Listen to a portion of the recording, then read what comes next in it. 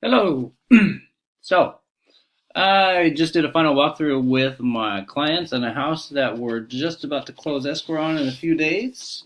So I wanted to talk about the final walkthrough and the form that we signed that is related to the final walkthrough called the Verification of Property Condition, otherwise known as the VOPC. I think other people they call it VOP as well. I've seen.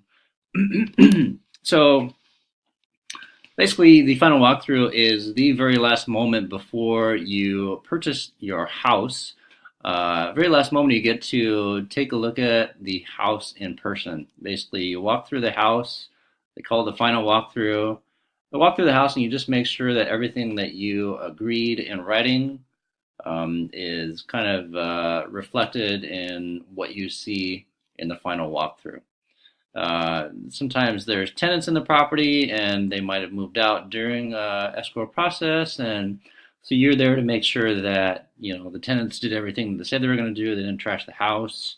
Could be also maybe repairs were being done, and so you want to walk through the house and make sure those repairs were done as agreed in writing in the contract and the escrow.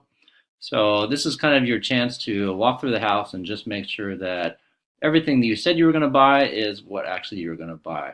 And the verification of property condition is a formal document that we use by the California Association of Realtors in order to basically state that you have walked through the house in the very end and you are agreeing that everything that you see is what was agreed in writing. So what we have here is usually the property address, and usually in the comments here, we just write property was inspected and inspected. I'm a terrible typer, as you can tell. Property was inspected and in as agreed upon condition. Something like that. And basically we send it off to the buyers to sign. Sellers sign it as well.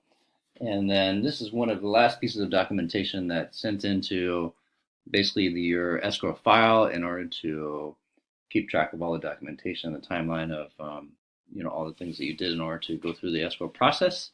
And after this, basically, there's just signing, loan funding if you have it, and recording and closing.